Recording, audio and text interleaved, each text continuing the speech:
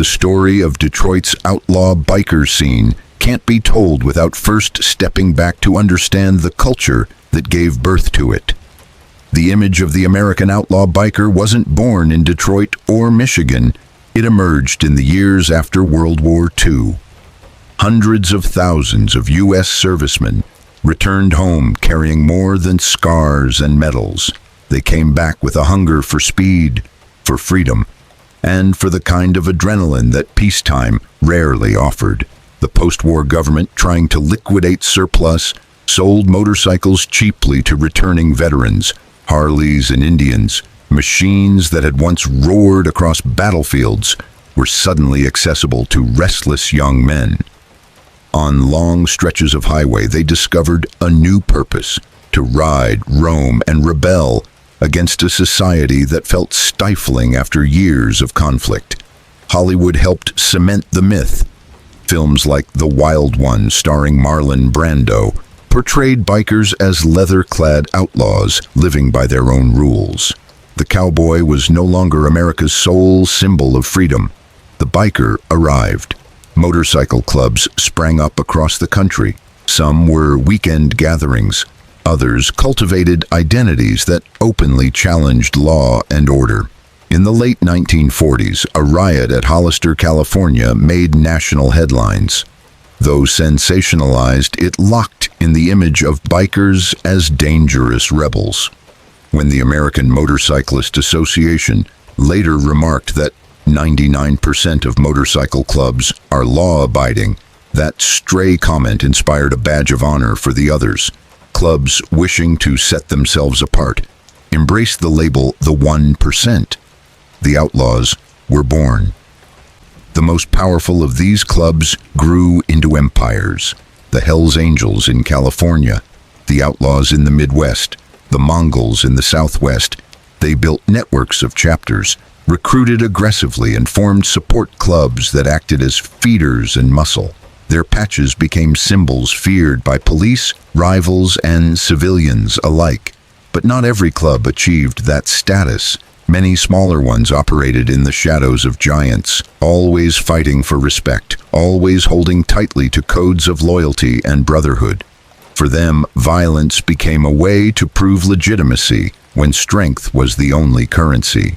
It was in this atmosphere, in the late 1960s, that the Phantoms Motorcycle Club was founded in Chicago. Like many clubs of the era, the Phantoms emerged from working-class frustration, cultural rebellion, and a craving for identity. They adopted symbols of death, skeletons wielding scythes embroidered on their vests, tombstones honoring fallen members. Their message was clear. This was a brotherhood that accepted danger, embraced violence, and insisted on facing mortality. Over time, the Phantoms expanded beyond Chicago, into neighboring states, and eventually established a strong chapter in Detroit. Detroit was fertile ground. Industrial decline, unemployment, neighborhoods neglected by authorities. There, for many young men seeking power, purpose, or family, the Phantoms offered all three. By the early 2000s, Detroit's outlaw motorcycle landscape had grown crowded. The Phantoms shared space with the Hell Lovers, the Satan Sidekicks, and the Sin City Disciples. Each club had its own identity. Alliances were fragile and rivalries often turned violent. In that environment, respect meant everything. A stolen patch, a public insult, a fight at a party, any slight could spiral out into open warfare. The Phantoms distinguished themselves in several ways. With roughly 400 to 500 members nationwide and 50 to 70 in Detroit alone, they were large. They broke certain traditions. Whereas many outlaw clubs insisted on Harley-Davidsons, the Phantoms allowed Japanese sport bikes. They were racially diverse, with Black, Latino, and white members together under the same patch. These divergences made them visible and the subject of criticism from more traditionalist clubs, but also strengthened them. What set them apart most of all was their deep connection to the Vice Lords, a notorious Chicago street gang. With those ties, the Phantoms weren't simply a bike club, They became a force with access to criminal networks, manpower, and influence, capable of tipping conflicts in their favor. Detroit became their stronghold. They held national leadership roles. Each chapter had its president, vice president, sergeant-at-arms, and road captain. Hierarchy was strict, obedience mandatory. Dissent often met with brutal punishment. By the 2000s, Detroit's motorcycle scene had hardened. Rivalries simmered, broken truces flared into violence.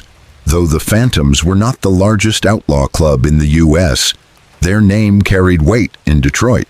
Their chapter was significant, and their leadership had reach. Inside Phantom clubhouses, stolen vests from rival clubs were hung upside down, a symbolic act of dominance. Rules were harsh. A member who lost his vest faced an ultimatum: retrieve it at any cost or suffer at the hands of his own brothers. Undeniable loyalty was expected, surpassing family, job, or self-interest. Most members held blue-collar jobs: construction, bartending, roofing. They had families. But when conflict came, the code demanded everything be dropped. The Phantoms' leadership included charismatic figures deeply embedded in both biker and street gang worlds. One of their national leaders was known to hold high rank in the Vice Lords. That dual membership elevated the club's status and its power in Detroit's underground. In Detroit, respect meant survival, and the Phantoms had built enough reputation that to challenge them was to risk everything. Nicholson was Tony's right-hand man, charismatic, volatile, and deeply trusted. He wasn't just second in command. He was a close confidant who Tony relied on when tensions ran high. Whenever Nicholson was present, calm rarely lasted. Another key figure was Stephen Shoeboots Caldwell, a chapter president beloved by many Phantoms. He was respected for his fairness and loyalty.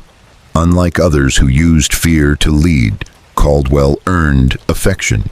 His eventual death would shake the Phantoms to their core, sparking waves of grief and anger. To Tony, Caldwell wasn't just a brother in arms. He was like family. But no member would impact the club's future as dramatically as Carl Fats Miller, Detroit chapter president in 2013. Miller was infamous for his talent as a motorcycle thief. He claimed he could steal a Harley in under a minute.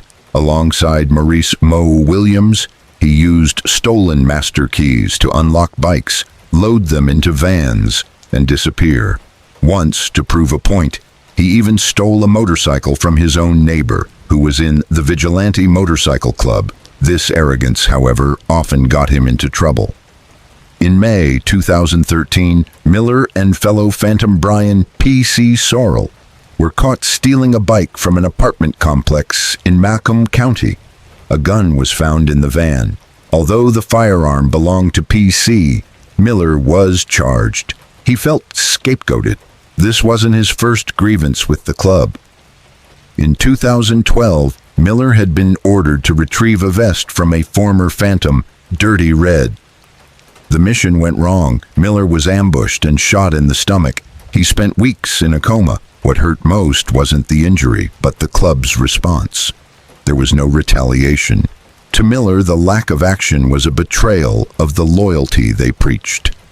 By 2013, facing prison time, Miller made a decision that would change everything.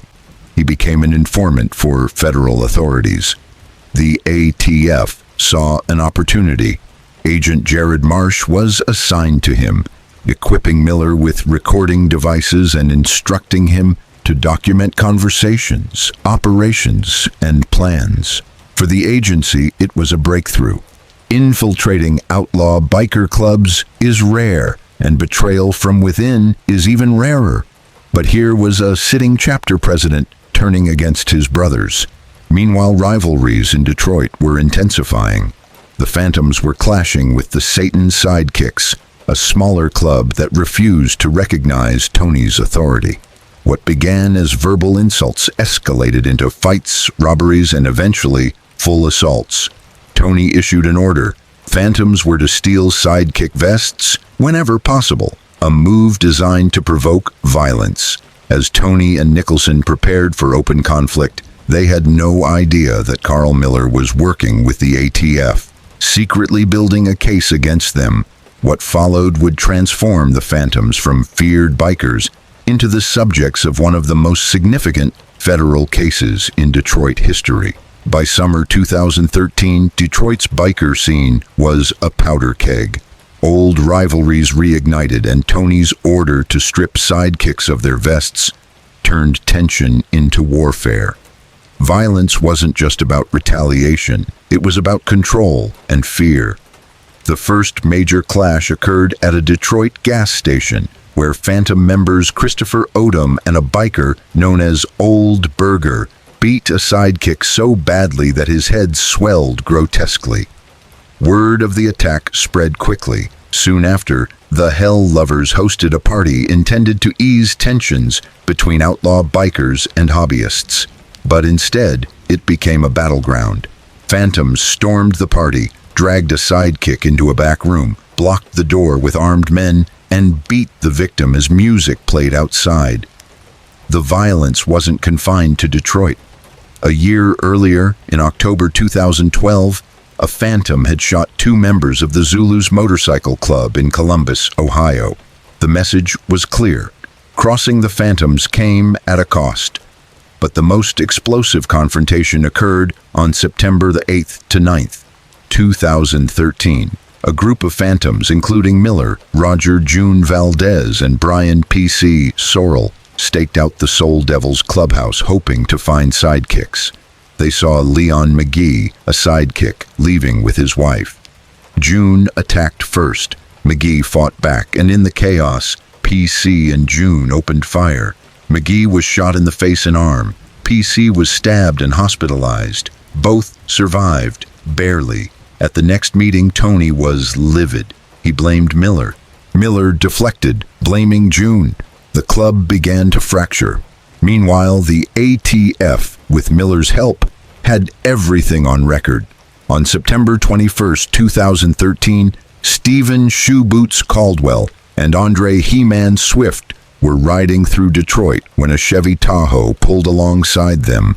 Gunfire erupted. Swift survived. Caldwell was killed, shot in the back, the bullet ripping through vital organs. Caldwell's death devastated the Phantoms. He had been a stabilizing figure, loved and respected. For Tony, it was personal. Caldwell had been like a brother.